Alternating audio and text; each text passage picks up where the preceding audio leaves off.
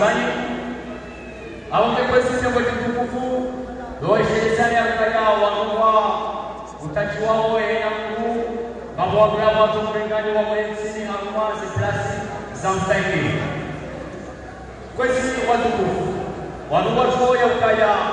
haruma ya dunia kamili wanua hakuta haku pese mwaje za sukani mwaje mokao ngazi duruo ya dunia kamili minu komon mabwagula chimokao waduri hapo hema maniani na wangu watsauma usiku wa leo wangu wachewe wa shiriba na mwashizani kwa kanu kitufu ya ukaya ya mtukufu emera waezana chumashongo haisa hawasili Mshwanzani engeawo watukufu na parise ya plasmo kamo meamstahili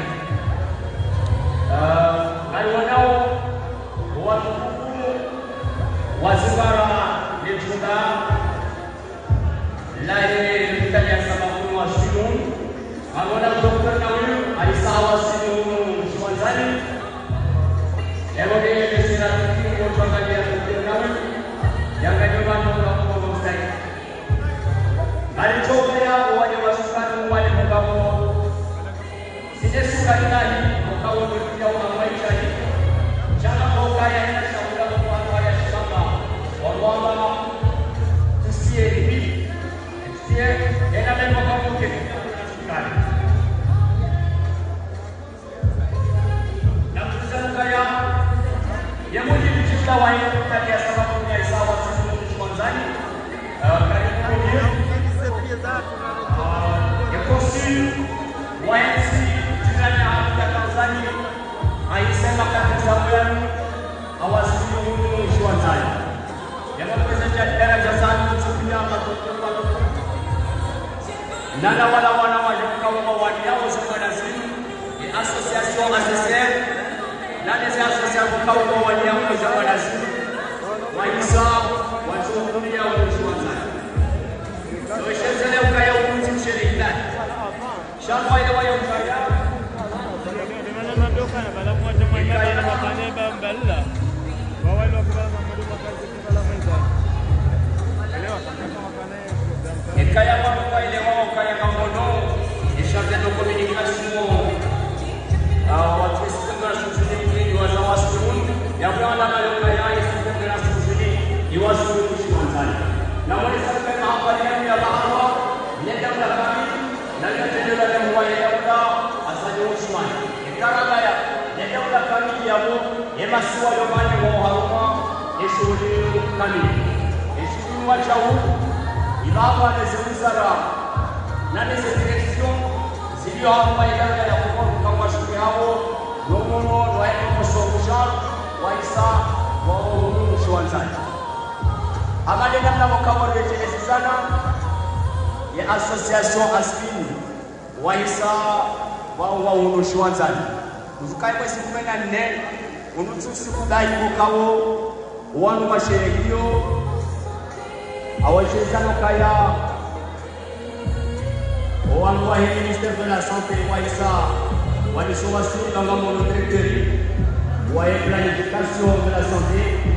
waliwa national Aisa wasuli karibu mkuu na nama kwa mbali na mbali Waisa waniswa Mshwanzani ngamono yemudir wahida wakaunga wanao wale wasida Dr. Suleiman Aisa wasuli Mshwanzani kwa sababu mamboka ya suluhu za kusuluhu ambao wako kamili bawani abonge kutosaha walwa saidane ukaya hapa nikao ngane ngao yendaula kabili ya ngao daraja sisi chini ya banu na nasoma ya zinjiko kama ngatuja banu Dr. Ibrahim Aisa wasili Mshwanzani ngamono shefahamu Dr. Suleiman wadele Aisa Yehun ngamono sura ya zinjili na daraja zinjili samsuiza na bali wakawe kati ya wanzani kuanza mshikamano tofauti hivi au ni kwa sababu kwesi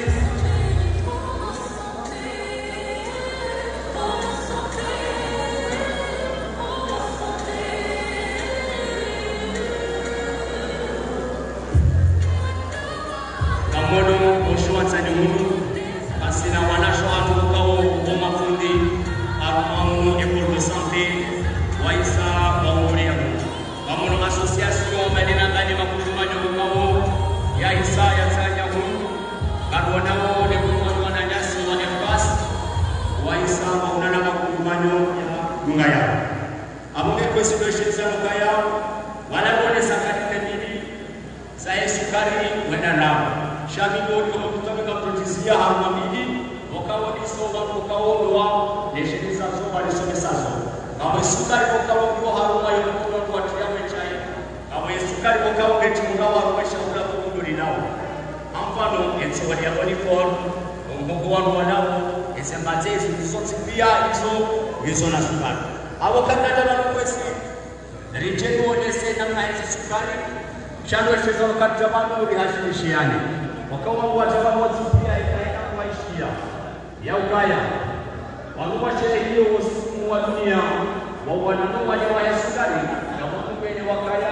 wao wanamkao wao wanadamu wengi nuo wamenyao ekonomi ya nchi wanaje kwa sababu ya wale sukari kwa yao yao yoani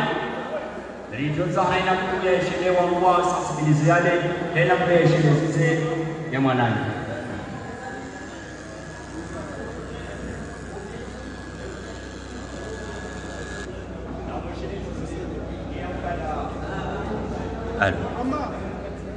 ema fadianu ngari lidawo wandu wahe na suzini wa udhuriyahun ngari jolida wandu wahusuye wizara ya honono nane ze wizara wakawa ngaswana na hii kwa udhuriyema ndio sali ya kaya wote kwenye mungu hisa wasi wangu sensibilité maje Dr. Amurasa Aisa awasili mshwanzani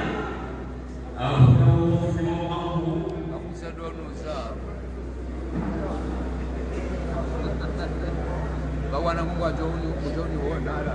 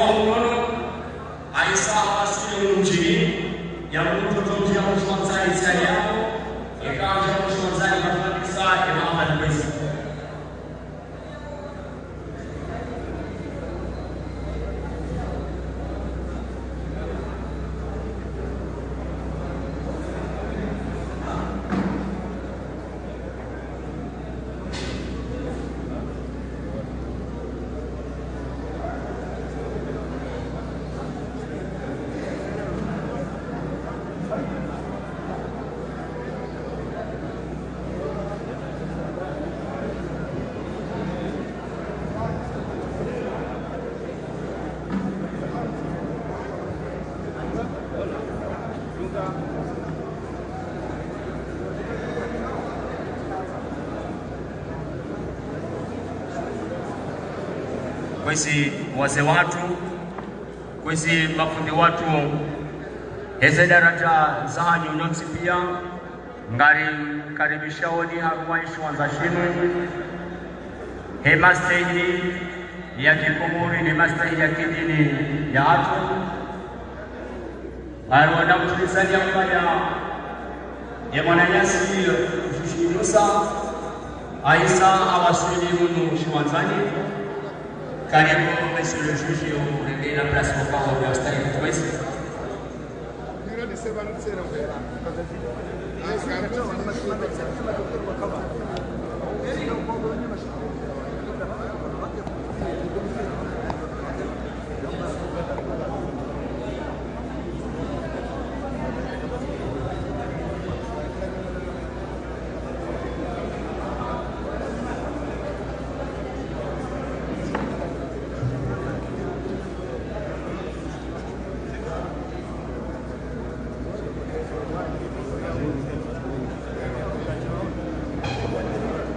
Fuduangu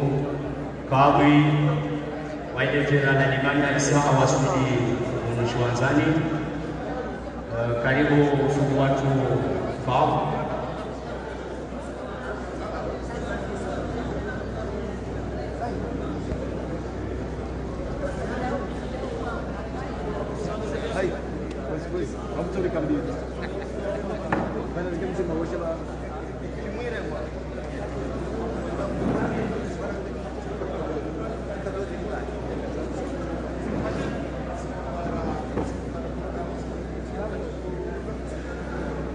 Shini sana ya ukaya nekungoma ndio lishuli hali hawo mwana wale wasukari wakawa chuna unu makuchu aroma etaji ya market weshaka yene choka ya kushoka habiri ne bavilo wahiana namna ya kusultaso wakaboto wa kusulte wala naia wahiana aktiviti wakawa usifanya ya mbinu ndio shini sana ya namna wakawa ya bindi wangu warekesha ulamu namna ya kuamini wa FTC mukao ngazo zao isukari yengenga lipala nao ijipare sonsi dalilo kaya ngakutubira agumani kumwanyelo kutoka chundao kunwa kuchu magmaketi ya aletage ilimbu ya lege halina nongo bokamra tusaya soya boyeka kutao ya consulte nani kaya ngutao prise en charge kutokana ya projet hiyo masiwani ngona namna ya prise en charge wakao wangalia wanawatiti wakao watu ndio wale wa sukari na prise en charge wengekao gratuit ikanga meje hiyo haruma yetare wakaya haina mwezi 14 ya mwezi wa Ramadhani ya dunia kamili waenda na sherehe ula msimu wa bwana wale wa sukari yote masherehe ya ukaya wa celebre umango shawo siku wa mweshezi sana wo siku wa mrekebeshi sana wo siku wa munika na namna wakao esukari na wakao waona esukari mwa maswali ngenda uendelea na namna wakao arwe dunia zerwecho kazendelea yale maana wakao ngaro wase watu walipali yale maona shi komori na watu warenge fungu haruma maafali hamadana okaya wale kocha haya na bia maususu sha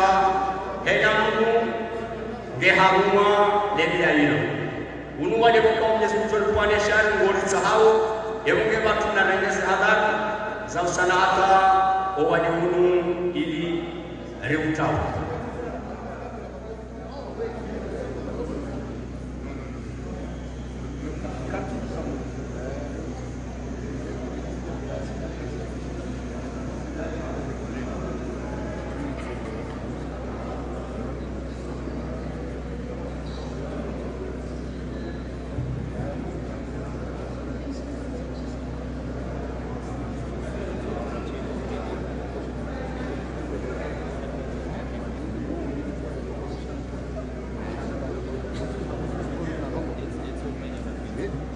amunge kwesi atalete kweli choka utulilia rondondo ili wasiri wa mudono ya toto msengele ya urushi wanzani donc to sane zetu sasa Islam ni mwese mkaya wala wasiri wa honono aisa mchio urushi wanzani na litomea alifanya tukofanya shikomori ya legezi la singele za kwesi Nangamono atungwa ni directeur wa ile hospitali ya Samabuni atungwa ni kavu wa ile jina la Limani amono député Faro Dr Ibrahim amono Madame Fatma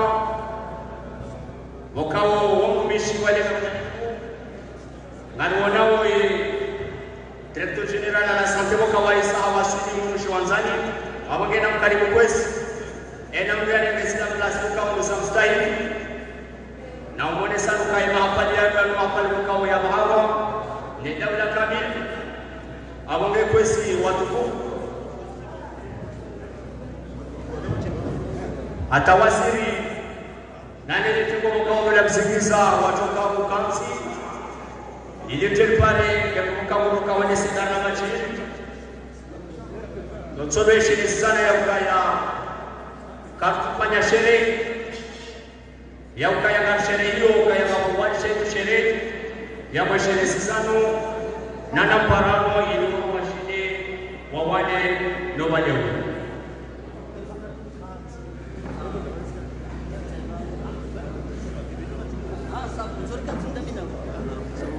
à mon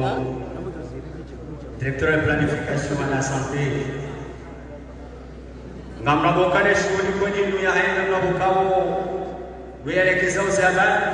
ngani mshelea marahaba hii ngamna bokao kufanya ujitihadi kwa hizo.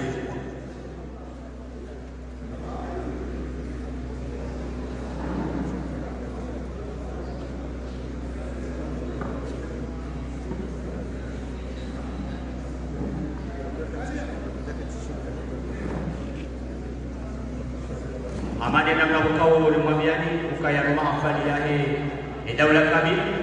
usokaya wa hii système des Nations Unies wa Isa wa Suleiman nangasi watima ni representant wa Gomes wakawa Isa wa Suleiman umushwanzani abonge kwezi noboshelea marahaba haku zila association ni makumanya bukao katsu njia hakumaza politique na za daula enda mabukao ndo watutahi warenge fufu haru konsi hamadau wase watu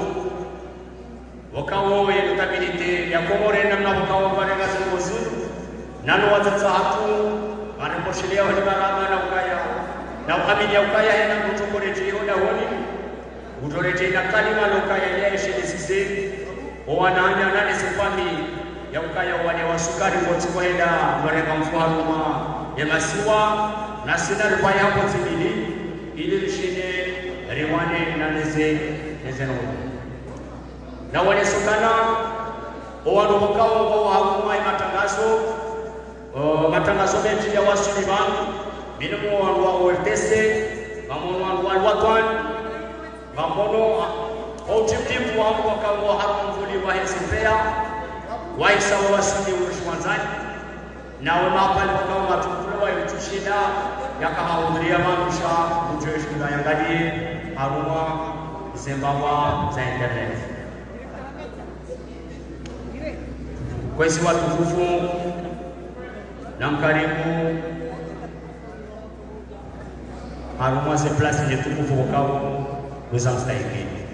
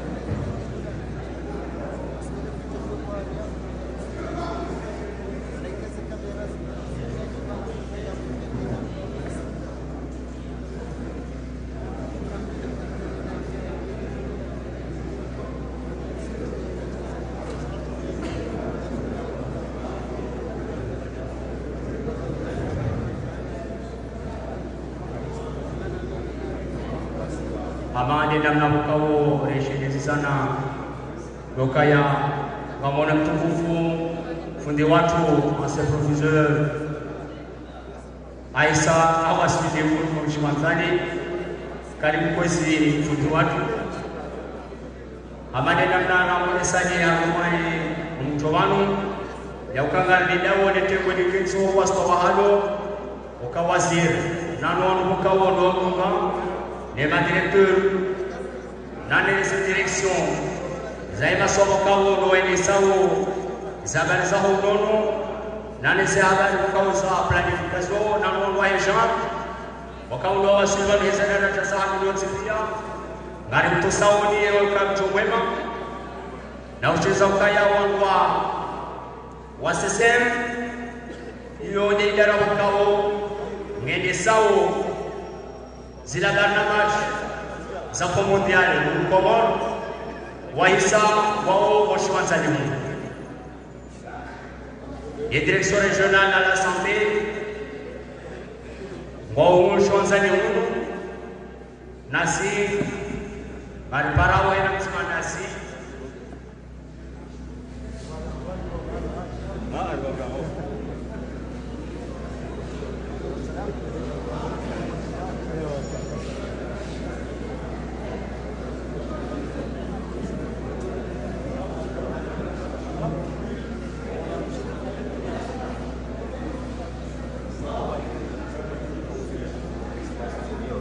nasigar washila marahaba Dr. Mansufuddin wakao est le directeur wahi et direction régionale ya Mswani nane représentant wa direction régionale ya Mwani nane se direction balina bali wakao warele kufu haruma ya mahafaliano soka ya mja haruma mji wa hani mja haruma eshiwanza shahanyo ngari chuo ya kaya hena mkono bilio ili arengese fatula za kaya Aisha sisa ya mwanani na hoteboni munu rijiliwa nifundu watu ansemero wa etsana tumashogo ustaz Sagaf Aisha alwasuli oshwanzani hunu fundu watu karibu kwa Islamwa the present time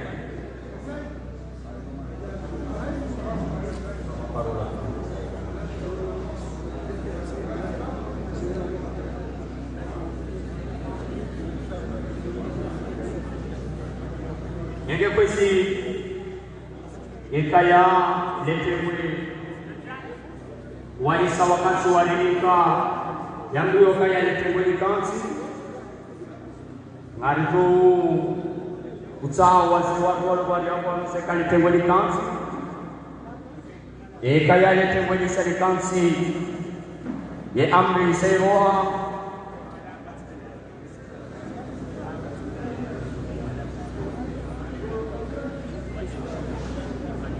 kwezi amri ya wazee amri ya ministeri na letengo la gavana kwezi walione soka ya letengo likansi no wakati wote kufura ebonge watu tsaha wasi watu walike fataha ikaipate tolo ngete pale mloko kutoka wenesa emafaliano kwezi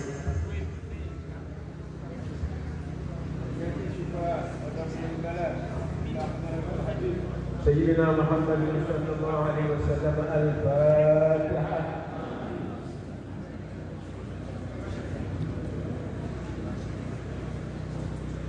اللهم صل وسلم على سيدنا محمد في القلوب ودوائها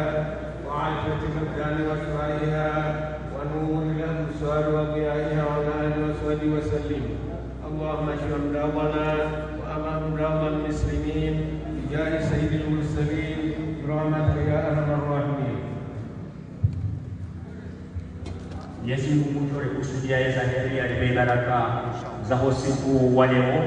Mwenyezi Mungu yalipue neema mwenye mazima. Eonge kwezi pepo tukufu ngambo za samaha. Ekaitoka yanga Mungu boko kataza bahenda mna yabidi ili ni pare shuki wangu fundi wangu Muhaji Miraj wakao ni mtokota yedese ebarna majinu. Wassalamu alaikum. Karibu kwa isi siku wangu.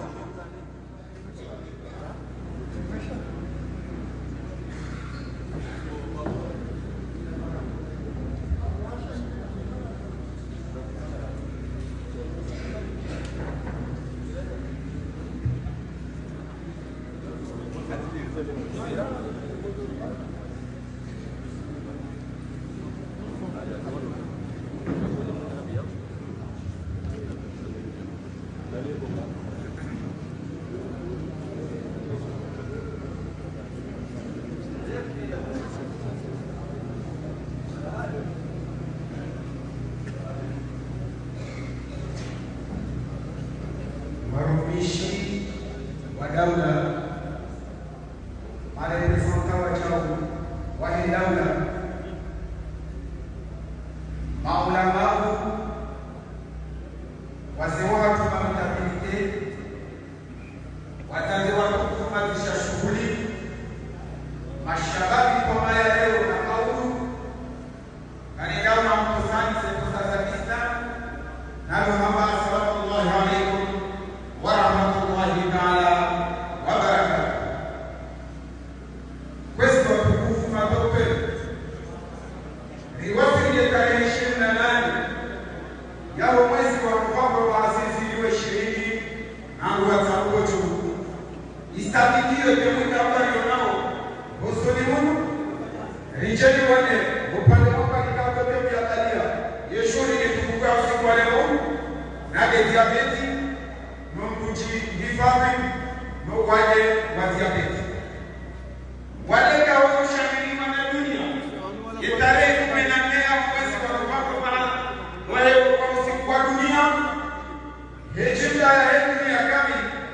wote una sherehe zisherehe kama tunachorao usiku wa leo haruma shande tukufushi usoni mwaze watu mabaraka wakazi wa nchi yetu hawasheli sana wamoloro nonkayoro nomjimbawe wahuwale wasukari mtsohazarabe diabete kana ina kuangalia kumulio no wakati neselia kama walioniso no maana nikaona kwao wasili hapo mtukufu wa kumisha sababu katana mkaribisha malaika wao tukaenda somee ze aya za Qur'ani kama tusome makati yangu na de mwana watu Ibrahim Ahmad Ahmani itoka tafiki hiyo ikatafiki ile jera ikatafiki ya mwanzi no mji inshallah taala karibu mwana watu tukufu haukuwa ile barnamaji aya za Qur'ani kwa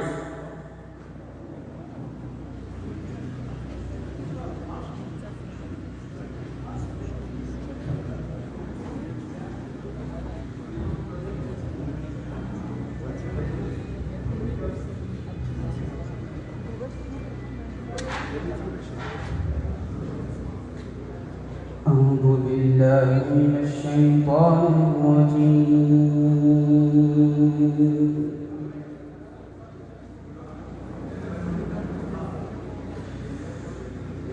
بسم الله الرحمن الرحيم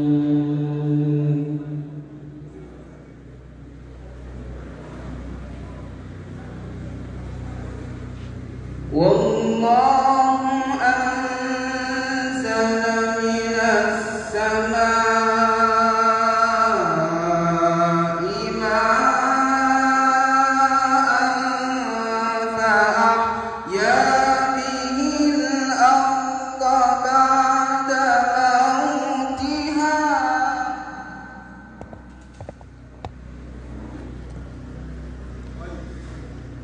إن في ذلك لآية لقوم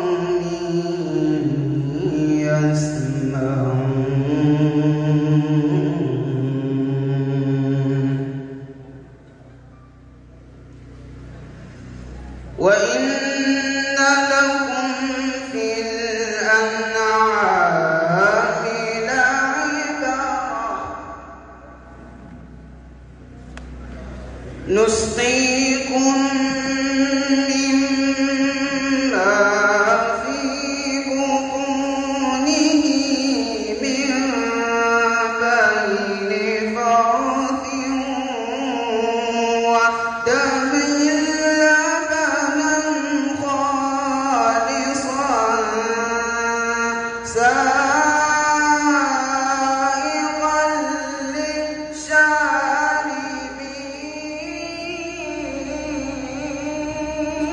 للشاربين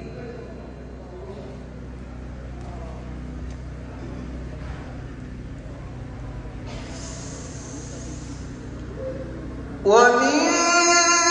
ثمرات النخيل والأعناب تتخذون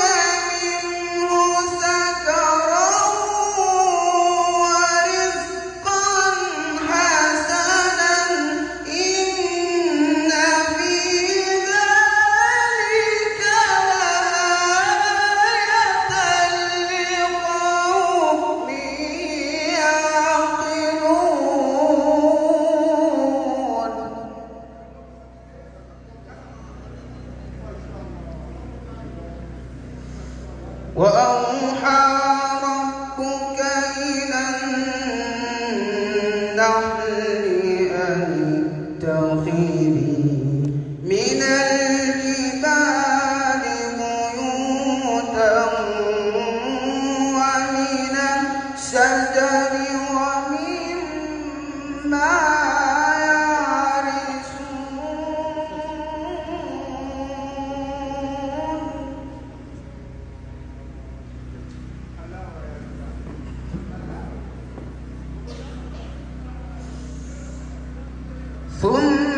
ثم كلي من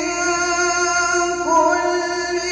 الثمرات فاسلكي سبل ربك ذللا يخرج من بطونها شراب مختلف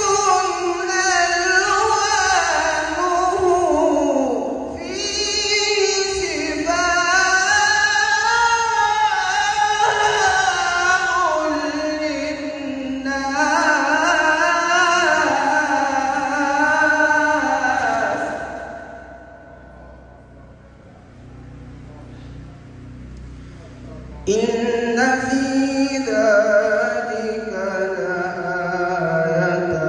لقوم يتفكرون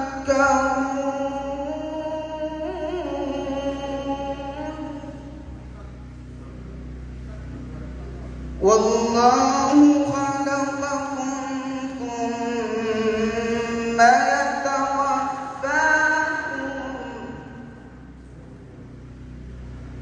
ومنكم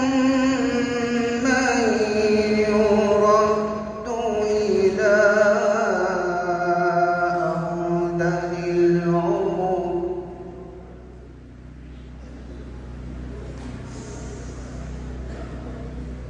والله خلقكم ثم يتوفاكم ومنكم من يرد إلى أرذل العمر لكي لا يعلم بعد علم شيئا إن الله عليم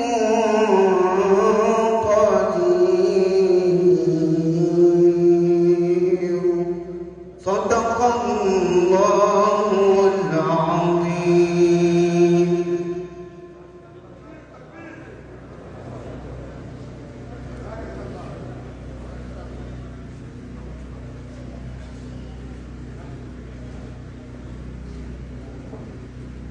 Shukran. Allahumma ja'alna min. Yazimna chenye keshifa yetu. Ikeshifa yao madhama ni kaudo walitendea hauenesa zepa mana haunro inshallah taala. Na wacha ukabili alichache harumwe baba machatu kwesi ndo uone saa nena mnukaya mwana nyasi chef personnel Shaban Ahmed Saïd wahele dawla ortese urepresente et directeur wa ortese gasina yo haruma mahafali matukufu yako. Na wacha makatida mwayo garjo mkaribisha yemera wahele jera na chuma shongo Mwananyasi Musa Ali Amani hahuja yaonese ezahae fikra.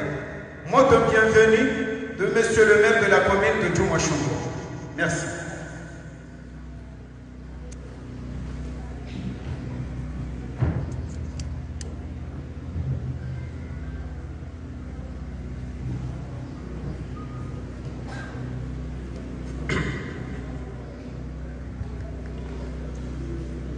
Tukufu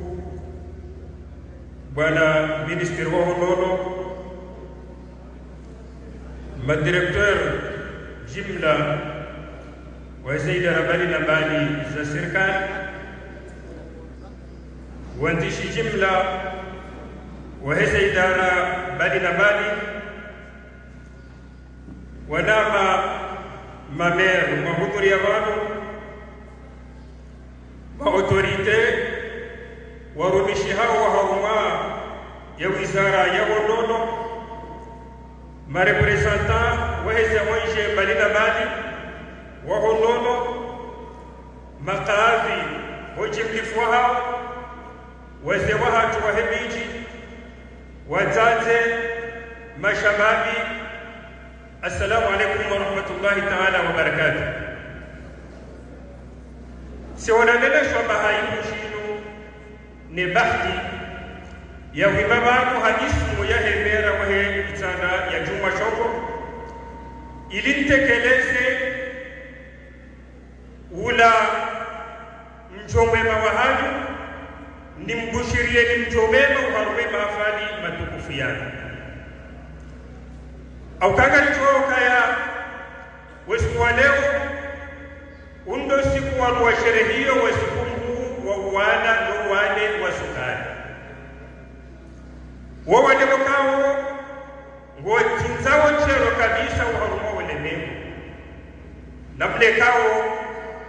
kiasi ya wanadamu ziwi majana maili ya milioni ziwi majana maili haruma ulemeko wa singwaro no wade huo na uongo chesawa haina maha kiasi ya milioni 6 za wanadamu. Erogewa kai wizara ya Hondono no wandono mishihao wa haruma Hondono walihudhurisha manulewa ili waje walihashirisha uhusiano na wale Mungu abo wafaya ndogo za lingana nao shaka mpita hosamaha basi fikra zinja holiwa neza aya za somamano msahesama halirumie wa ufundi akwaza azilaki za haruma surati an-Nahl ikawa Mwenyezi Mungu Subhanahu wa Ta'ala hakawone sayla neema ya ilikawa umaha nado kai Mwenyezi Mungu haruma Qur'ani hapa ukaya wa khuliqal insanu dha'ifa wanu mwanadamu wajibu mlemevu lazima kena wakati asiwani bali shabalo harumazi aya yani sada ya jawasili akahanzaje wa haruma fihi shifaa'un linnas wa awha rabbuka ila an-nahl an ittakhidhi min al-jibali buyuta wa min ash-shajari wa mimma ya'rishun thumma kuli min kulli thamarat fasluki subula rabbiki dhulula yakhruju min butuniha sharabun mukhtalifun alwanuhu fihi shifaa'un linnas. Abodo bahabi akaanza wasili nado kaya Yesu Mungu Subhanahu wa Ta'ala he hanzu kaya waliwa hukumana da yamdu dhaif gujosi karani bade shaharu dime hanzu kaga we madadao yotsogeza wale huo urowe wede maana Mtume sallallahu alayhi wasallam ya habaukaya tadawa na mfanye mwende mwela pitali mfanye imadada shaharu ni Mtume sallallahu alayhi wasallam harubu wahama ukaya alwiqayatu khayrun min al-ilaj shode shari barabara hanumo mimi ndokaya hela simoni chimbalie namna wakoka ndausi boro no wani wasukani ile raba prevention shaika kuhasiwa abage lazimo yedo ahe imatwabibu shabo wakati wao zerwesha zibiri haukai sasi bora no wale shala sima yawone imatwabibu shaka wanaweza ayasabu kama na Mtume sallallahu alaihi wasallam aliku alikajana tahata watu watafikiri kama na mtomba waidwa watu kama wadeswese dongoza usiana ruko Yesu kukajana tawakati akwa Mtume sallallahu alaihi wasallam haba ukaya ni kulli da'in dawa haina wada kuona lidadao illa al-haram badududu hasi kama nawe ayatu kamada ila ardhalil umur kama mkao Mwenyezi Mungu jowe hadamu hata wake watu hasi shaka ina mkini shawarti waraje mashababi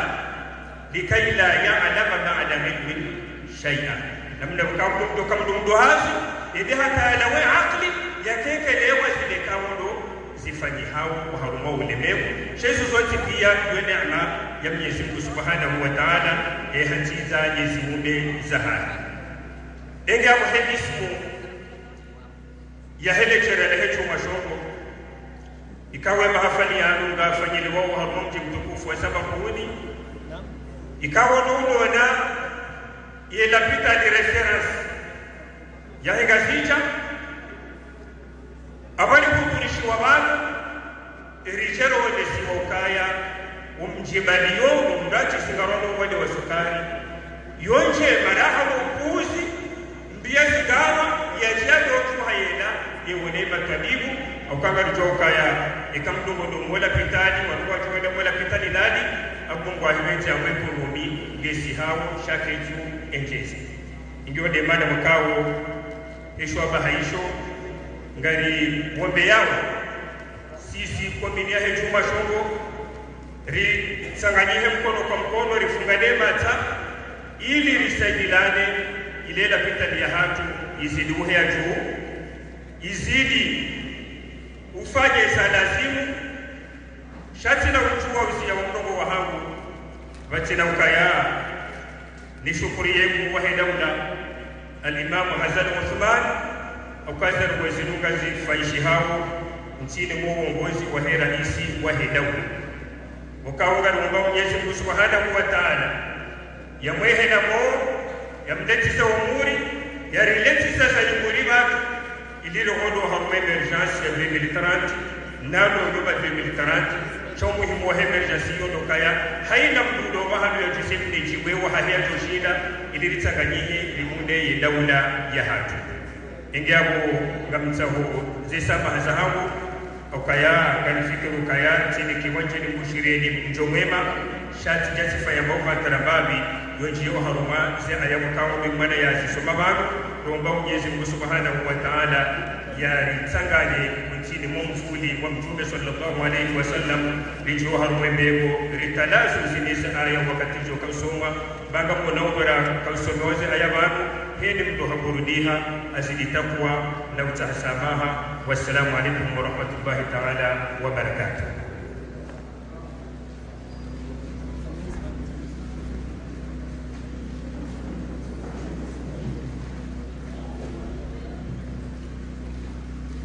Marhaba Monsieur le Maire,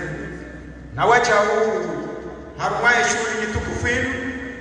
ye representa wale kukumanyo la dunia Madame Dr. Isani Abubakar ngasida sinaye uharumaye hafla nyitukufu na wacha huu ye directeur de cabinet wa rais wa shesi wa shangazicha wacha huu Aisha Wasili uharumaye hafla nyitukufu karnaudi wa zawaja shughuli nyitukufu amanda inu ufungua wanikao watukuza wa mcho harumai hafla nyitukufu hatende handani ya waziri wa ekonomi suki watu fundi watu Mustafa Hassan Mohamed ngasinda sinaye uharuma ya shughuli nyitukufu uo de ministiri wa ekonomi na wacha ukawe mbaba ulozo yani de ministiri wa sante fundi wangu zuki wangu Ahmad Sidi ikawa de ministeri wa sante ujiundo ya hafla nyitukufu kanaida na ulata wakati wachau ngachomkaribisha ye directeur wa dao la Al-Kasmi wala pitali iliyo mmobilizi wa mchi wa samba kuni armale babulaye chumashongo na Dr. Yusuf Abuja yarabie za zikra moto bienvenue de monsieur le directeur de l'hôpital Al-Kasmi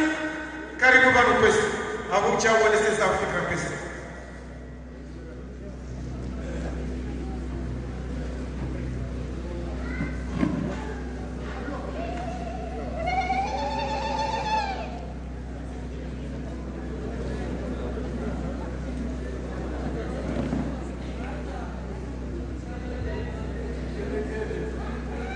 Monsieur le ministre de la Santé et de la Protection sociale, Monsieur le directeur général de la Santé, Madame et Monsieur les directeurs régionaux de la Santé, représentants des organismes internationaux ici présents, chers collègues médecins, représentants du projet Santé Diabète, autorités présentes en rang et qualité, messieurs les notables, personnel de l'hôpital de Sabakouni, honorable assistance, mesdames et messieurs, assalamu alaikum. Avant tout, permettez-moi, au nom de l'hôpital de Sabakouni, la ville de Sabakouni, ainsi que le projet Santé Diabète, de vous présenter nos excuses pour le changement intempestif du lieu du déroulement de la cérémonie, que ce n'est pas dans le plaisir de quelqu'un, mais ce sont les conditions météorologiques qui nous ont poussés à être le plus préventif possible. Honorable assistance, pour cette journée mémorable pour l'hôpital de Sabakouni, baptisé CHU Sabakouni, je tiens à mon nom personnel et du personnel de cet hôpital à vous souhaiter tous le bienvenu, comme mon prédécesseur l'a évoqué. Ceci a une grande valeur et signification dans sa forme, car il marque la reconnaissance digne du nom hôpital de référence insulaire de Gazidja. Cette année marque la 10e année de l'existence du CHU Sabakouni, dont ces 3 dernières années est la première, le CHU de Hombo, dont ce dernier est la 3e après le CHU de Hombo et celle de Fomoni. Son début de mise en fonction date fin 2014, donc pendant ces 3 premières années, la prise en charge était sous la dépendance de l'émirat de Sharjah,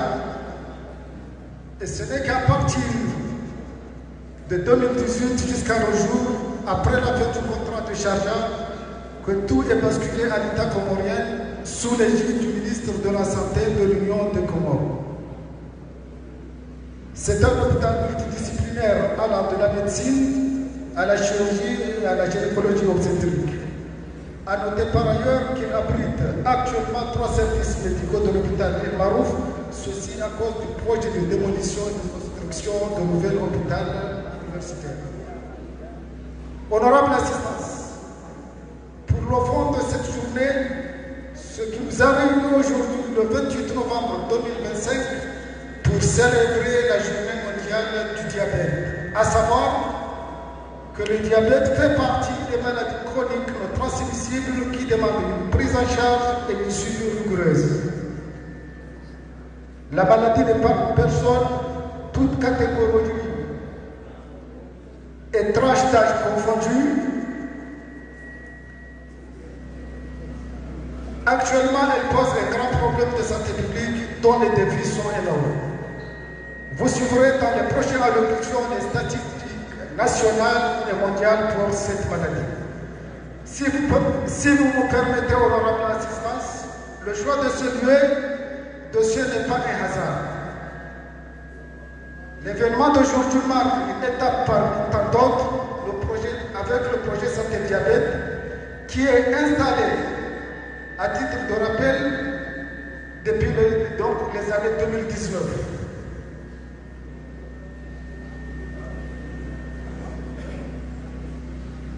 Pendant cette période, 2 travaux scientifiques ont été déroulés, à savoir l'approche thérapeutique du pied diabétique entre traitement conservateur et radical. C'est un travail qui a été publié et communiqué à Paris en 2020. Le deuxième travail a consacré à la prise en charge médico-chirurgicale du pied diabétique, circuit complet du patient avec le financier à l'époque présenté à Moroni. Avec la maladie Covid-19, les activités ont connu une pause et ce n'est qu'il y a 1 an dont une autre phase de relance a vu le jour. J'en profite pour remercier Dr Marianne, point focal santé diabète dans l'hôpital de Sabakouni et l'équipe en entier qui durant cette année continue sans relâche avec un travail mené tambour battant pour la sensibilisation et la prise en charge des malades. Notons que 2025 est marqué dans le centre, primo par une campagne de sensibilisation sensibilisation et dépistage gratuit dans les localités d'Issara du Machou. Des consultations des malades chaque semaine, une prise en charge intra-hospitalier et extra-hospitalier avec l'appui à l'État à travers le projet Correct via Expertise France. Dans l'ensemble, les activités actuelles durant l'année 2025 ont montré les résultats suivants. 68 malades sont suivis, dont 5 malades de diabète type 1 et 63 malades de diabète type 2, avec presque une égalité entre les hommes et les femmes. 9 malades ont été pris en charge. Cela ne finit pas là. On espère, dans un délai proche, qu'à travers le ministère de la Santé, le projet Santé Diabète et le projet Correct, une unité spécialisée de prise en charge du diabète,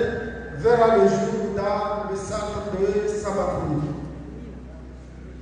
Honorable assistance, je profite de l'occasion de remercier l'État comorien par son Excellence M. Azali Assoumani, président de l'Union des Comores à travers le ministère de la Santé et de la Protection sociale, dont leur accompagnement et leur appui avec les efforts internes de l'hôpital. L'hôpital connaît une extension des services et aménagements en équipement. Cela va de soi. Les partenaires nationaux et internationaux accrédités aux Comores, dont l'OMS, l'UNICEF, la Croix-Rouge française, COPAS, pour ne citer que ça parmi d'autres, pour leur appui indéfectible, logistique et la réhabilitation de l'hôpital après la maladie Covid-19 et les projets en cours comme la construction d'une unité de production d'oxygène. Je remercie également la ville de Samakouni, Dzadzeulozo, comme on le dit dans l'adage comorien, et ses acteurs liés à l'organisation de cet événement dont on peut déjà parler d'une grande réussite, Zimchisani, Zilgananani ou Bosido Sonje. Enfin, le personnel de cet hôpital de Samakouni pour le travail dur et complexe qu'il ne cesse d'accompagner de chaque jour pour la prise en charge des malades. Honorable assistance, je finirai mes propos en formulant quelques remarques qui sont plus épineuses parmi tant d'autres, celles de l'hôpital et du personnel. Monsieur le ministre de la Santé, le problème de ressources humaines est partout, mais dans les centres, ceci est pur à titre d'illustration. Les centres est doté que de 2 médecins généralistes et 6 infirmiers. Et aucun administrateur n'est fonctionnel. Or, il n'y aura pas de soins sans les soignants. Un service d'imagerie, notamment la radiologie, n'a pas encore vu le jour dans les centres, un des piliers pour l'examen paraclinique des malades. Ainsi, nous sollicitons plus d'accompagnement afin que le CHRI soit à hauteur égale aux 2 autres décideurs, notamment celle de Fomoni et celle de Bobo. J'interpelle tous les partenaires ici présents que difficilement les personnels seront à l'hôpital, surtout sur le trajet Moroni-Sada, à défaut des moyens de déplacement propres dans l'hôpital. Avec la présence de tous les représentants des localités avoisinantes, j'en profite de faire la remarque que la fréquentation de l'hôpital est abaissée par la population de la zone de couverture, car 70% des malades qui sont pris en charge dans les centres sont hors district. Donc, une politique de proximité et de motivation est importante de notre part pour la fonctionnalité de l'hôpital. Nami ruhusu mitarajabu ya kalima walihashigazija na dole sokaya ya pitali ile sisiteo wa mhudhurio sio tuzima kwa hela parce que uwezo wa wale waziri wao wale wao hana baba kuwajawa na wabavu marajibu. Monsieur le ministre, honorable assistance, ainsi sachez de mon élection, encore une fois bienvenue au CGHI. Merci de votre aimable attention.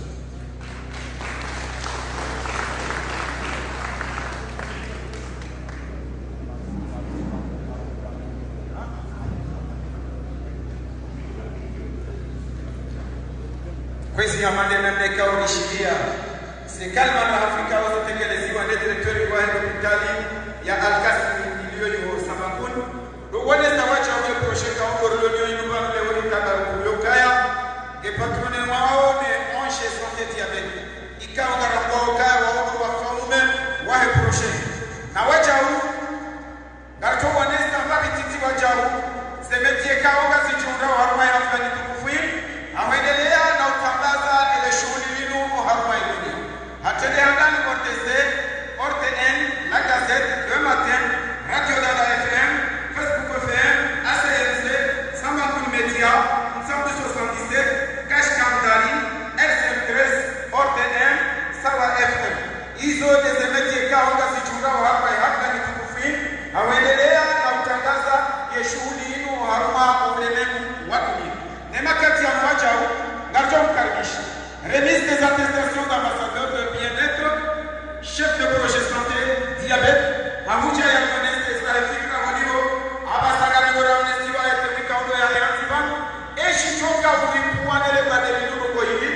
Eze hapa Rizai Rogo Wademunu Rogo Hivi, Melezo Zaidi Gaujo Uja, Eshi kwa Rogo Hawa Hayo, Kwezi Karibu Tukufu, Dr. Yusuf, Karibu Kwezi.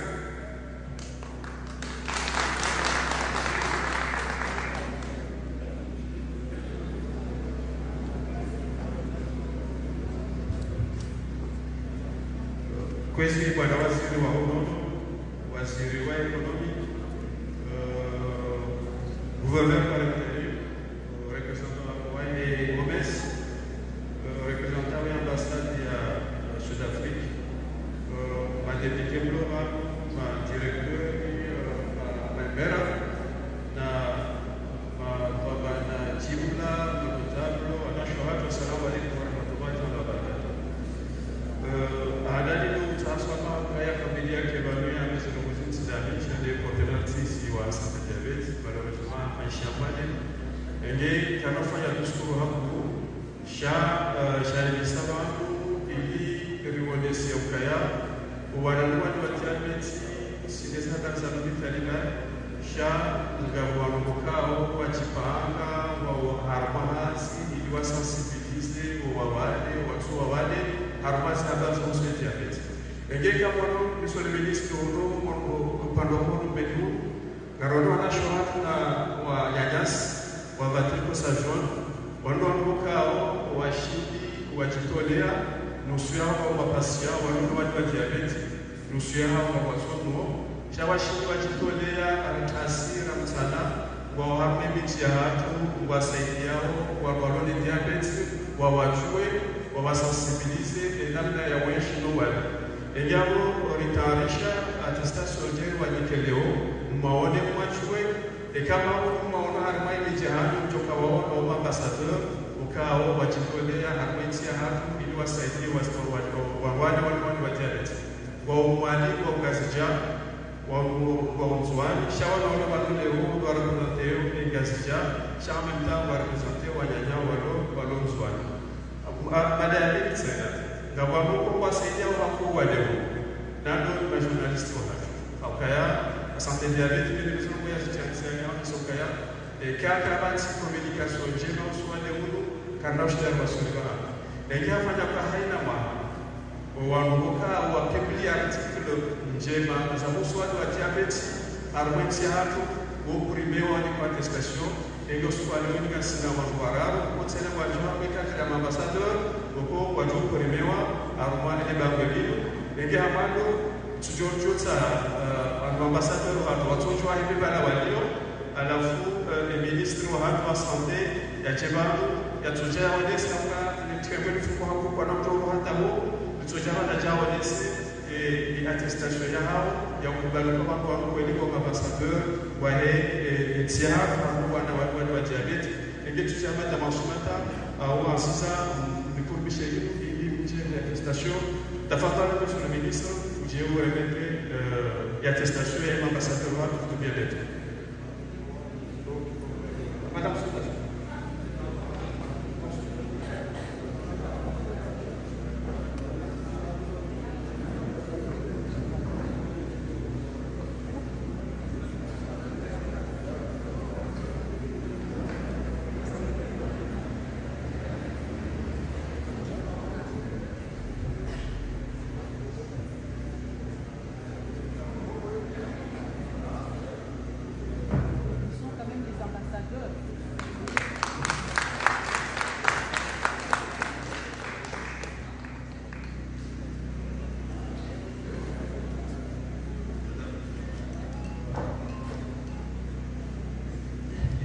Ministère de la Santé,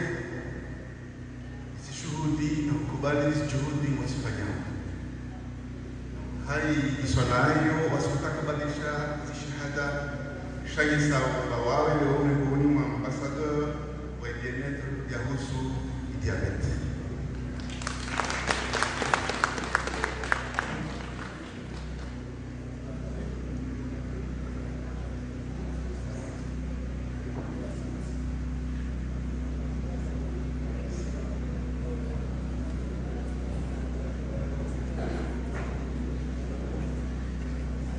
Harumai ambassadeur luana pia gasina walo gasina madame Souda Adam do ya korega attestation gasina Perman Nasila gasina Ali Ivesi Baria gasina Fatuma Minjai Anshura Ali Faiza Musa Ahmad Ahmada et puis Suleiman Saïd au des ambassadeurs wa leo wa représentants wa nyanyo wa Harumai za Swazoroji Amara Abedi Garjo para ministre de l'économie yacheva leo yatoe attestation wakati kwa mwichi hapo harumai majournalisti wara kwa leo kwa jo primewa harumai mahawu au sui diabetes ngasina Hussein Abdullah ukifanya salwatoire arwashe swa mwali ngasina Subeda Ajila ukoi wa OTC gasina Nuria Hassan wa hotel waonde ambassadeur wa uso communication kwa jo premewa unu mahawu kwa santé diabète le ministre de la santé wa sawa mababu hapo walike ni ambassadeur wa Rwanda et ya pour tout ministre de l'économie ya jema prince ya chia like ni mababu na les attestations à ambassadeur wa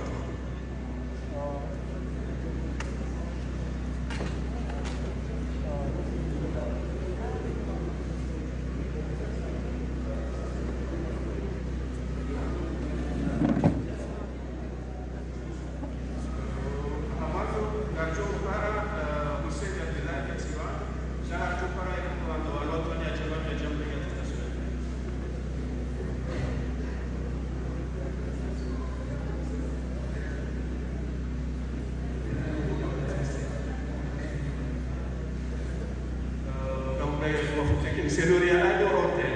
radio kasih.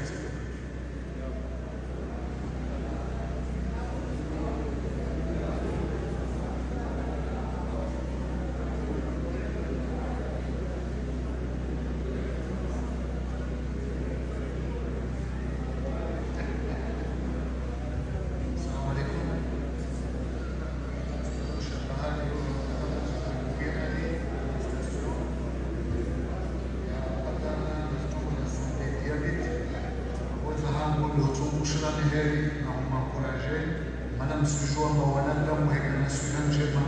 Liani Benson Sedobe Kampalas.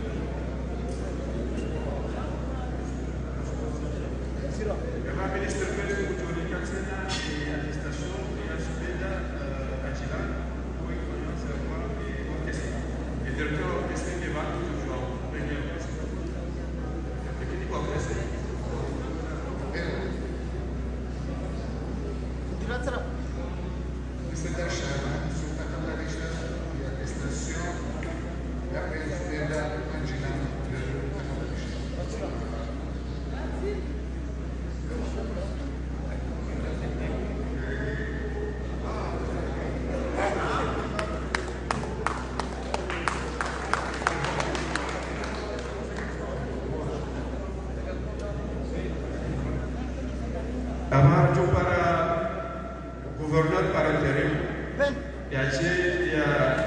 nike ya testation ya Hussein Abdelal kwa kufanya sabato tafadhali kwa kurasa ni mrepresent.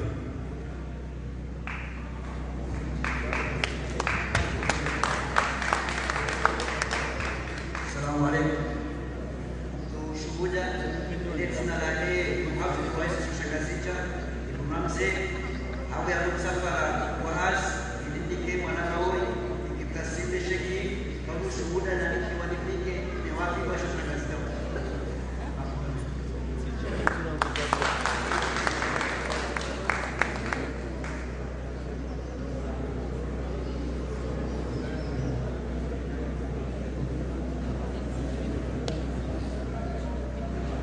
Marhaba mali na mikao mwele na uona zini attestation kwa zika ulawai makatinga nuayo wangasicha wabeni ya halango yetu lala ya bole huwa kaunida echa siku wa hungre na wacha humu ngetoka libiwa ikali wa suya matendo chetu kufulinu karja wa nesahina mnukaya ye representa wae ambassadeur Tanzania Madame Lidiane Kimaro da Sivanu da Sinai na wacha humu wa nesahina mnukaya directeur de cabinet waisheti wa Shangazija wile urembo ya badala wae rais waisheti wa Shangazija yema katida nuwayo hakani manakana lifungua yema katiala yema katida nuwayo urepresente ye presida waishetiwa ye gouverneur waishetiwa Shangazija marahaba pesa na wacha huye makatida nuwayo ngatoenda na mkaribisha ye representa waile la Yali wa Sullivan, Yachi Agoniste et sa réplique. Moi, le représentant, Madame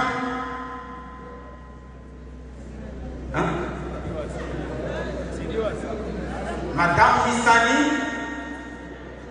Docteur Hissani, enfin, merci beaucoup. Karim, Madame Chouhatou Mtoukou. Kotikula.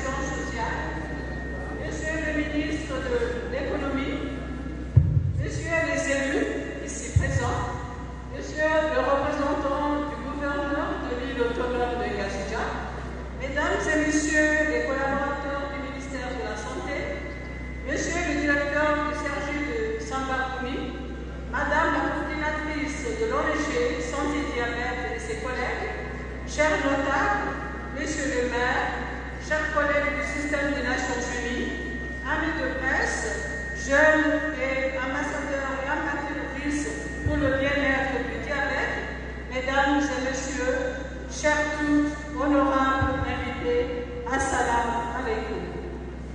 Je souhaite vous transmettre les chaleureuses félicitations de la représentante de l'OMS, le Dr Trifoni Kourouziza, pour le succès des activités organisées par le ministère et l'ONG Santé Diabète en collaboration avec leurs partenaires. À l'occasion de la Journée mondiale du diabète au Comores depuis le 14 novembre. Et c'est à son nom que j'ai également l'honneur de vous présenter le message du directeur régional de l'OMS pour l'Afrique, le professeur Mohamed Janabi, afin de vous informer sur la situation au niveau régional et de partager les perspectives de l'OMS en matière de prévention et de lutte contre le diabète. Mesdames et messieurs, je cite, l'Afrique est confrontée à une hausse sans précédent du diabète, fruit d'une interaction complexe entre la transformation des modes de vie, l'augmentation du surpoids et de l'obésité et l'accès insuffisant aux soins de santé primaire et à vocation préventive. L'ampleur et la sévérité de cette tendance requiert une intervention urgente et durable. Cette année, nous célébrons la Journée mondiale du diabète sous le thème « Le diabète à toutes les étapes de la vie », car en effet, le diabète n'épargne personne. Il touche les enfants, les adolescents, les adultes et les personnes âgées. Chaque étape de la vie comportant des défis propres qui exigent des opérations ciblées. Le terme reconnaît que la prévention et les soins doivent s'étendre à toutes les étapes de la vie. Dans la région africaine de l'OMAS, plus de 24 millions d'adultes âgés de 20 à 79 ans sont atteints du diabète. Ce chiffre devrait se doubler pour s'établir à 60 millions d'ici à 2050. Près de la moitié d'entre eux ne sont pas diagnostiqués et demeurent exposés dans le silence à des risques croissants de complications graves, d'incapacité et de décès prématurés. Au fil du temps, le diabète peut entraîner des atteintes au cœur, aux reins, aux yeux et aux nerfs, affectant profondément les personnes, les familles et les communautés. Si elle n'est pas inversée, cette trajectoire risque d'asphyxier le système de santé, de mettre les économies à rude épreuve et compromettre les progrès durement acquis en matière de développement. Les systèmes de santé doivent être résilients, dotés de ressources suffisantes et être structurés de manière à assurer des soins continus allant de la prévention et du diagnostic précoce jusqu'à un traitement efficace et à un soutien prenant en compte toutes les étapes de la vie. En 2024, les États membres de la région africaine ont approuvé le cadre pour la mise en œuvre du pacte mondial contre le diabète en Afrique, réaffirmant leur engagement en faveur des soins équitables et complets, guidés par ce cadre. Des pays comme le Ghana et l'Ouganda intègrent les services de prise en charge du diabète et des maladies cardiovasculaires dans les soins de santé primaire. L'OMS, notre organisation, continue quant à elle de soutenir les pays en ce qui concerne l'adaptation et la mise en œuvre de ces cadres de prévention et de lutte. L'ensemble des interventions essentielles de l'OMS pour lutter contre les maladies non transmissibles dans le cadre des soins de santé primaire, désormais opérationnels dans 31 pays, et la stratégie PAIN+, mise en œuvre dans 20 pays, élargissent à des soins financièrement abordables et de qualité pour les maladies chroniques au niveau des soins primaires. Pour préserver la dynamique engagée et garantir l'équité, il est indispensable de disposer d'un financement durable, de chaînes d'approvisionnement fiables, ainsi que des systèmes d'orientation et de gestion des données plus robustes. Comme le disait souvent notre directeur régional, il est possible de prévenir l'évolution vers un diabète complet, accompagné de complications vasculaires si la maladie est détectée dès le stade de la résistance à l'insuline. Nous disposons d'une fenêtre d'intervention pouvant aller jusqu'à 15 ans pour maîtriser le diabète. L'exercice régulier, une alimentation saine et des médicaments appropriés peuvent ralentir la progression de la maladie et rendre la vie avec le diabète beaucoup plus simple à gérer. La campagne de cette année met en lumière un objectif fédérateur: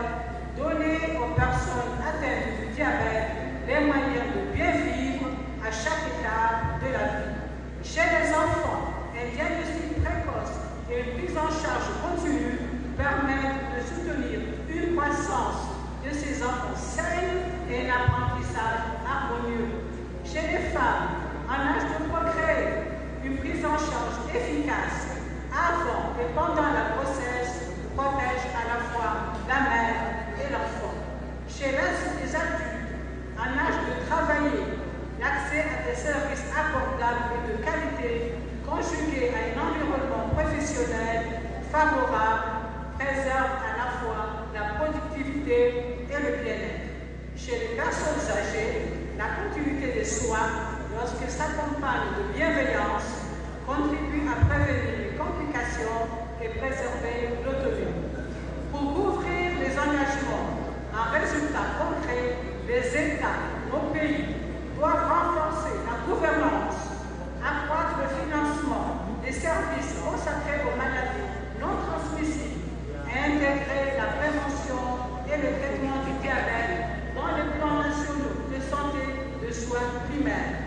Les politiques qui encouragent une alimentation nutritive, l'activité physique et la réduction de la consommation d'aliments nocifs sont essentielles pour freiner l'apparition de nouveaux cas. Avant tout, il importe de garantir un accès constant à des médicaments abordables tels que l'insuline, aux technologies essentielles, aux soins de santé mentale, ainsi qu'aux outils permettant à chacun de gérer sa condition dans la dignité. La responsabilité de redéfinir la trajectoire du diabète en Afrique incombe collectivement au gouvernement, aux professionnels et professionnels de santé, à la société civile, aux communautés et à toutes les personnes. En conjuguant les efforts, nous pouvons lever les obstacles et entraver l'accès aux soins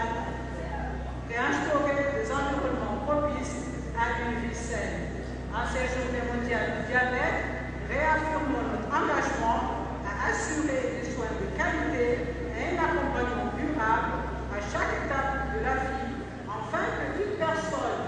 vivant avec le diabète puisse mener une existence saine, digne et pleinement épanouie. Fin de citation, je vous remercie.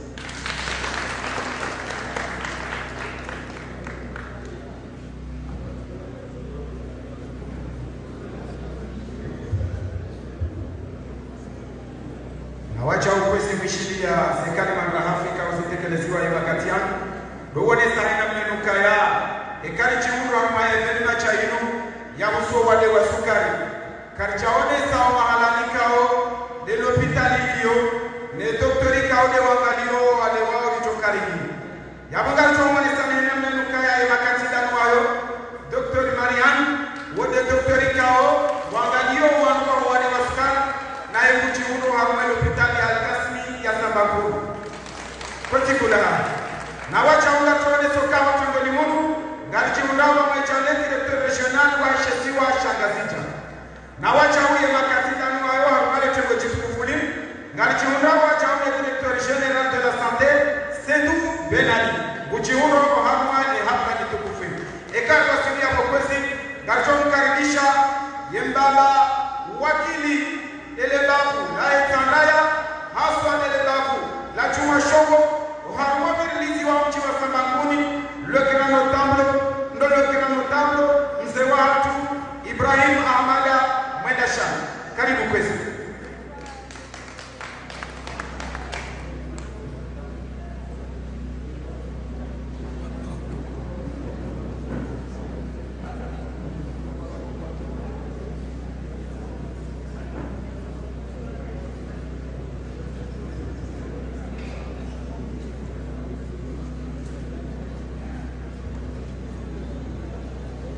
Kwezi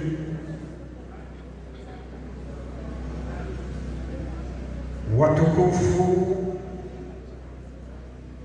walezi wa daula, watukufu mawakala,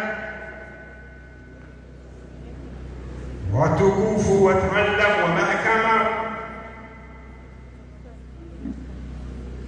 wananyasi, watangazaji wa daula, habari ndiyo harumwa ukonzi unu yahonsi na ukuhaza wataalamu wa hudu kwezi watukufu hawakala wa huti wa Sambakuru ni bafu ya hejumasho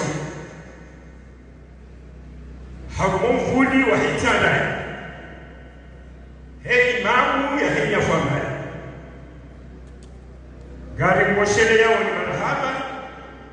ikao katina mpaka shanga mjoshele zizabari kwezi hoka wananyasi wakaungua baka wadhukuru diabete wadhukuru ya centre hospitalier ya Samaku Gambosheleyo marhaba ya madhamana wa hizo recherche ikawa ikali kutobano leo ya diabeti shiki imetrizewa shahabara kaza Mungu no wangu wa hizo recherche ya diabeti iliyo leo keti hamande mahali wakati wa bila ikawa nikauona invitation haina mahala yote pia ya diabeti iliyo leo Yesu muhimu de discipline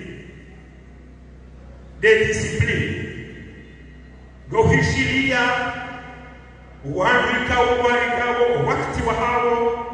ili wasuanye walimu Yesu ya handani mstari de regime mstari de regime kamza ulativita mahame gominaru na mimi haruma centre ya diabete ndi wakati nitoshida gabo discipline wadungwa ishiri yawe masuanya rema agent rema soignant rema infirmier honda imameti hata ma specialist bahie diabete lazima kijometrizewa sikamtoa kwa discipline okali tukuru ya hospitali ya Samba ila hospitali ya Samba ngatawo tutokaya na hospitali wanujua obahanu ya nisawo shawanu kwa waji obahani twakabusika yawati handani shelezi ukaikaila hospitali ya Samba wandu wanoze na ufulizo haina mtu hedehare nyeuhula hadeza katu hanze la hospitali respire yabo katu saidia yehifadhi ya hilo bale la diabete ni mabale amadayo la hospitali yohanisiwa yamuganza kena laboratoire yamuganza wekena services zinji na hiyo umaloniyo kanise haliyo shayo hanisa habari ijodola ji yegetika hanzana biye wananyasi kawo wanozo arungwe zazingiza ila hospitali ya Sambakuni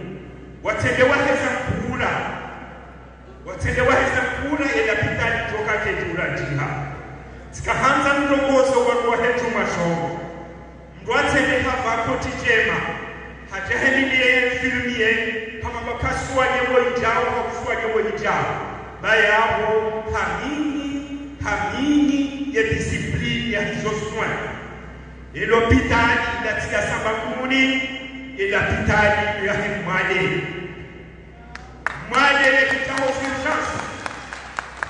Mwale yekita urgence kabati mutaho yangalie kulele ya hahe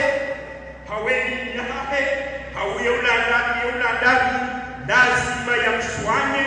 eka kutoka mbesha factory ya mbeshe. Wassalamu alaikum wa rahmatullahi wa barakatuh.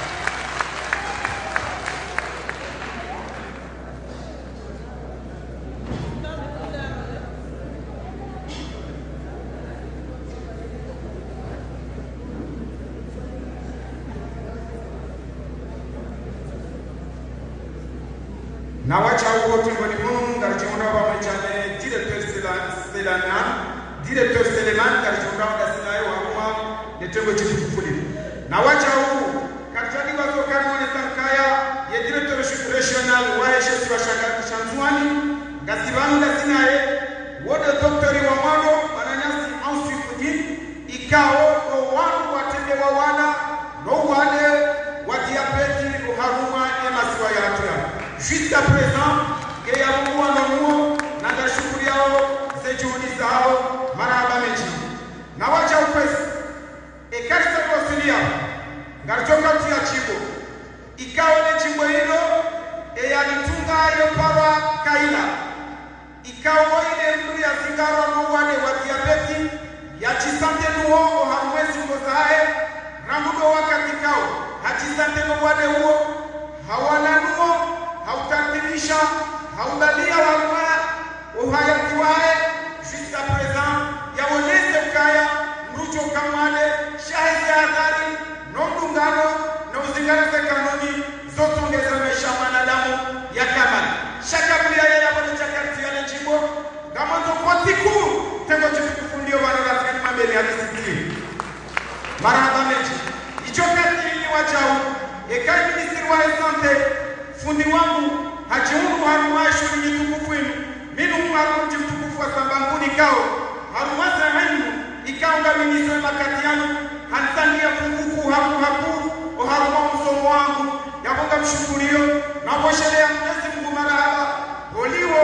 hansomesa emakatila nuayo harangeze plasikando za mladimu bakuti mwimiliani mwana hae kakumpara kwa mimbari ya mandazinu rijeli shibazima ahafla ni tukufu ya mwendodo nonka yono uharuma ya ziyani ya meka wajibu kwa shema na anga kwetu hili kele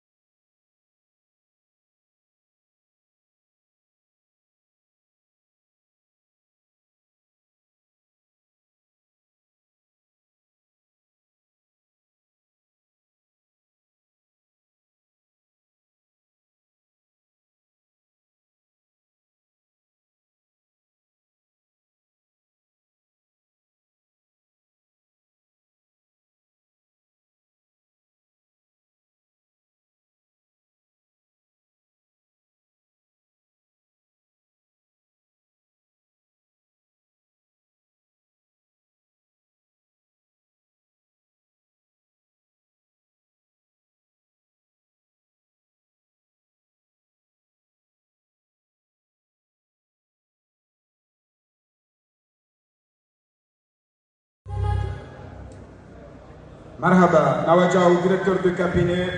wa Cour suprême mwananyasi papa madi ngasivano ndasina yekwezi artahoze samaha ukaya sarumaka na sidi wa zamana mtukufu ambiance karibu waziri ministre de la santé Ahmad Sidi karibu jerunikeze fikra za hokwezi fundi wangu mtukufu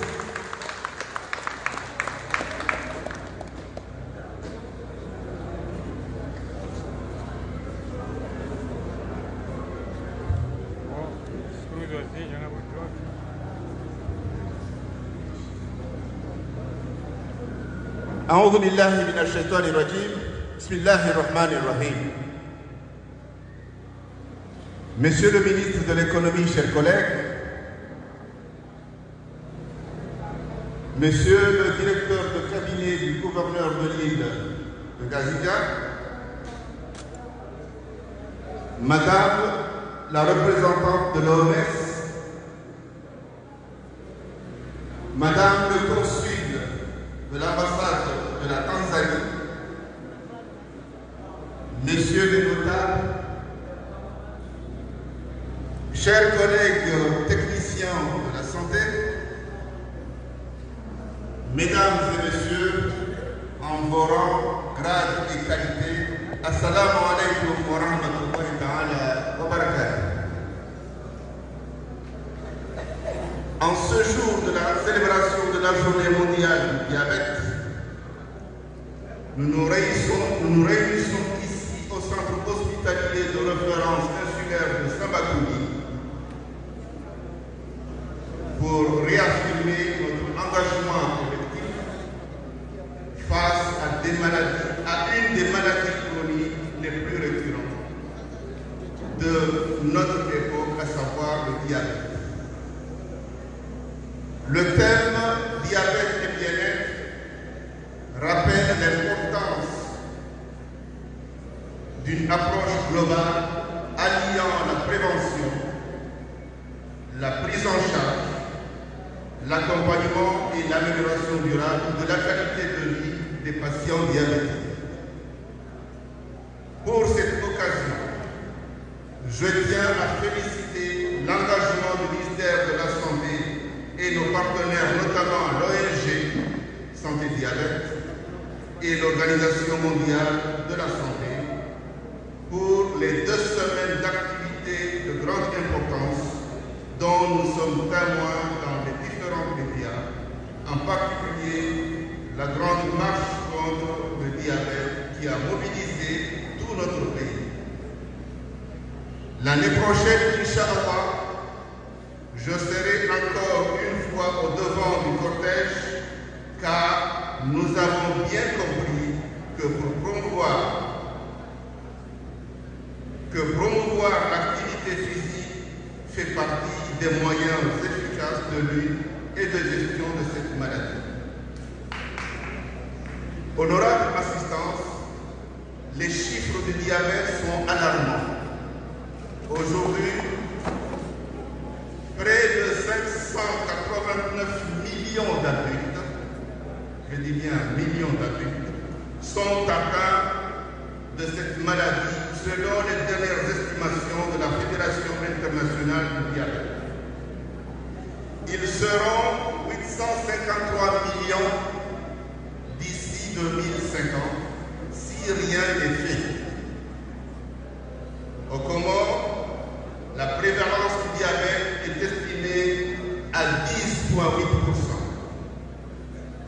Chacun d'entre nous connaît un proche atteint de diabète. Cette réalité nous oblige à agir avec lucidité et détermination pour prévenir la maladie, renforcer le dépistage, améliorer la prise en charge et la qualité de vie des patients. Face à l'ampleur du diabète, le gouvernement, sous les auspices du chef de l'État, son Excellence Azali Assoumani, demeure pleinement mobilisé pour garantir l'accès aux soins, aux médicaments essentiels et au matériel de suivi. La santé est un droit fondamental et je saisis l'occasion pour lancer officiellement l'ouverture du premier service d'androcrinologie ainsi que d'une unité dédiée aux pieds diabétiques dans ce centre de référence insulaire de Samakourou qui sera opérationnel dès la semaine prochaine. J'ai aussi demandé à mes équipes de veiller à ce que l'assurance maladie généralisée en cours de mise en place intègre les besoins spécifiques relatifs au diabète et à étudier les mesures nécessaires pour renforcer la prévention des facteurs de risque de la maladie ainsi qu'un accompagnement plus important des mesures de prévention du diabète. Dans le cadre de la prise en charge gratuite du diabète de type 1 et dons d'insuline fournis par Santé Diabète, le ministère de la Santé et le ministère des Finances interviennent régulièrement pour faciliter les procédures de dédouanement du matériel médical destiné aux structures de santé afin de renforcer ces programmes. J'appelle aussi les partenaires techniques et financiers à renforcer leur financement sur cette maladie qui représente un enjeu de santé publique crucial pour le pays. Mesdames et messieurs, je salue l'engagement constant du ministère de la Santé qui coordonne, planifie et conduit la stratégie nationale de lutte contre le diabète, sans oublier l'appui précieux de nos partenaires techniques et financiers. Je tiens à souligner particulièrement la contribution essentielle de l'ONG Santé Diabète, dont l'appui technique et financier a permis de réelles avancées telles que la prise en charge gratuite du diabète de type 1, la formation des professionnels de santé, le renforcement des plateaux techniques, le développement d'un réseau actif de pères éducateurs désormais reconnus comme ambassadeurs du bien-être, mobilisés au quotidien pour sensibiliser les populations et accompagner les patients. Chers compatriotes, la lutte contre le diabète est un effort commun, interdisciplinaire, qui implique les institutions, les professionnels de santé, les associations, les patients, les partenaires, les familles et chaque citoyen. Ensemble, nous pouvons bâtir un pays où chacun bénéficie d'un accès équitable aux soins. J'adresse mes remerciements aux équipes médicales, aux acteurs communautaires et aux organisations de la société civile qui œuvrent chaque jour aux côtés des patients. Votre engagement est indispensable et la nation tout entière vous en remercie. Honorable assistance, avant de clore mes propos, permettez-moi d'adresser mes sincères remerciements à la population de la région de Djouma-Chongo qui nous accueille aujourd'hui avec convivialité et générosité. Je tiens également à saluer tout particulièrement la ville de Sambakouni qui a l'honneur d'abriter cette cérémonie dédiée à la Journée mondiale du diabète. Votre engagement, votre hospitalité et votre mobilisation témoignent de votre attachement à la santé publique et au bien-être de notre nation. Mes remerciements vont aussi au comité d'organisation dont le travail remarquable, la rigueur et les dévouements ont permis la tenue de cet événement dans les meilleures conditions. Grâce à vous, nous pouvons sensibiliser, informer et unir nos forces face à ce défi majeur de santé publique qui est le diabète. En cette journée mondiale de diabète, j'appelle chacun d'entre nous à s'informer, à se faire dépister, à adopter des habitudes de vie plus saines et à soutenir nos proches vivant avec le diabète. Ensemble, dans l'unité et la solidarité, nous faisons un pas de plus vers une union des Comores plus forte, plus consciente et plus protégée. Je vous remercie.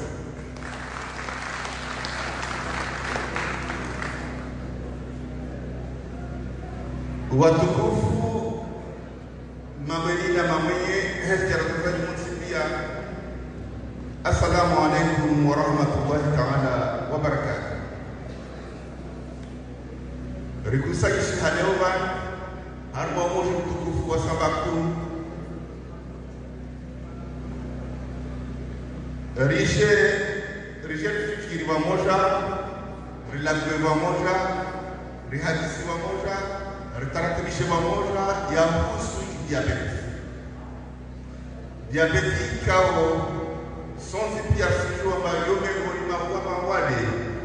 maziro yale nasewo mujtama watoleo. Kakila moja mengoni wangi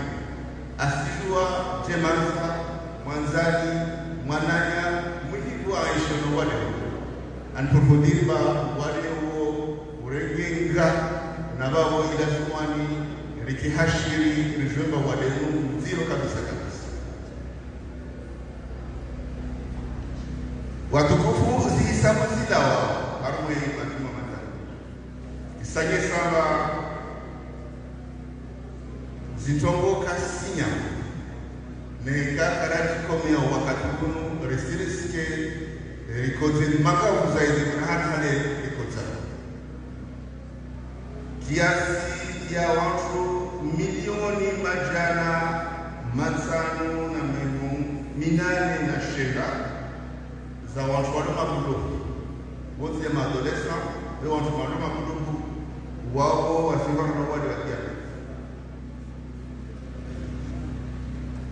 Zihisabu sikirongo wamba uhendata waha 2050 neka karafanya mchoko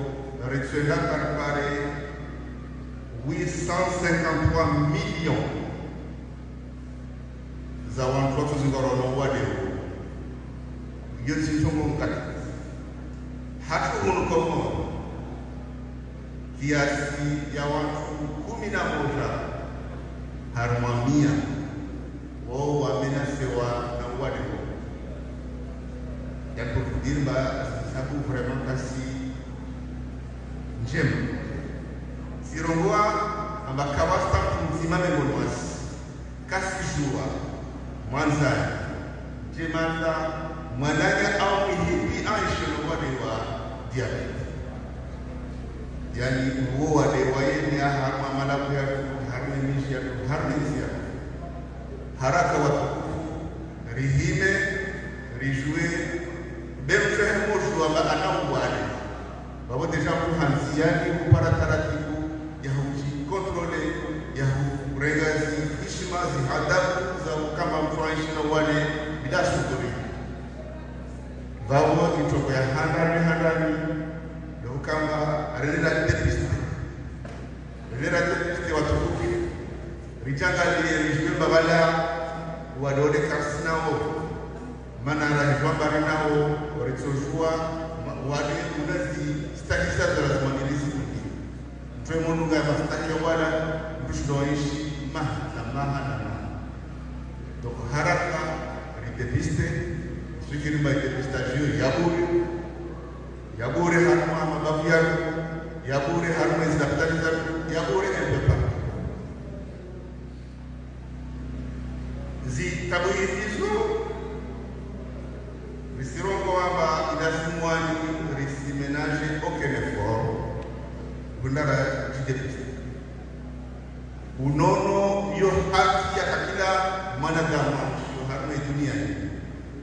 yo haki ya kila mkomori akina unono babo nisrega occasion ahuzahari ni hapa zaidi ni diabete ni mwambie ni mzali amba arabu mohe ya ukamwa risokuwa harma daftari ya sababu en service androkinologie yani service ya huwana ya teste ya huwana na wale wa diabete de ya huwana na wale yezi motezinzaya na zinzao je sais pas moda en tout cas le service regular service d'endocrinologie wakati de wao rutsokua na unité dédiée au pied diabétique harwe daktari itukufu ya samba kuu zihazizo zongianzia dès la semaine prochaine kama zizojuana ziana kalima yangu watukufu neka saboshia marahaba handani irejion ya kimashuko yokani hai namna warenga leo harmo muji tukufu wa samba kuu wakati leo niboshule marhaba umushi wa sababu ne comité d'organisation ya chokosini nwambie ba zomafanya zilingana nayo marhaba wa rismia Mungu rijere onana sababu mbesere onana hama wale hali mbesere onana harma njema insha Allah remio Mungu ba ikamwa beze sikuzangina leo mmoja hamu tuza harma masambe na majaliko bekafika harma mawale na tukakina na mwambieni kama rismia Mungu risie bali makalimatu na kushukuriana kwa mfua wasalamu alaykum wa rahmatullahi.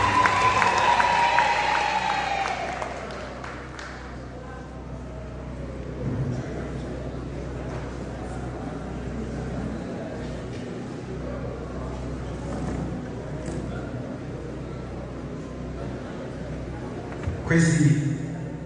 haamri ya hose ekarisari towae fatiha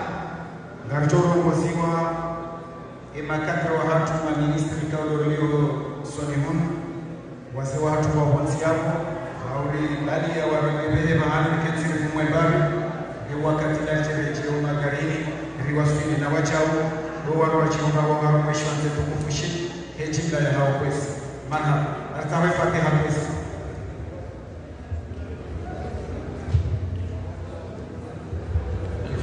لنا ولكم ولجميع المسلمين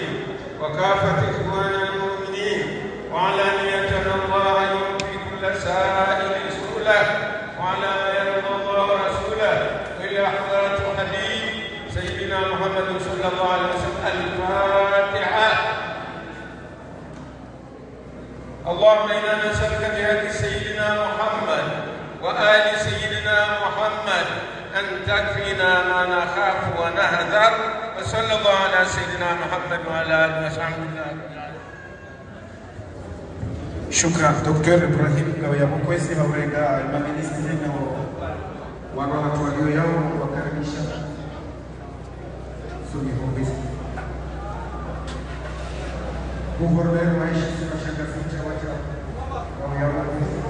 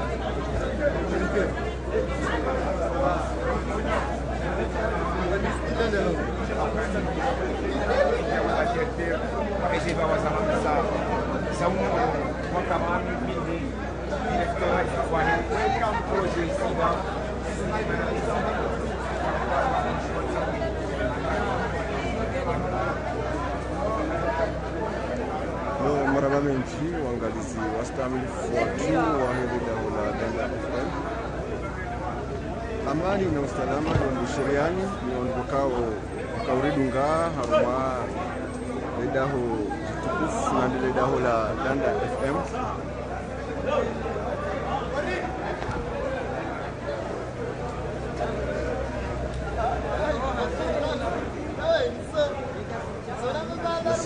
Shiriani heri baraka unono na wakati wa hairi wakao mkaya bajibanasi mkauridunga arma imahafali yosuka ya leo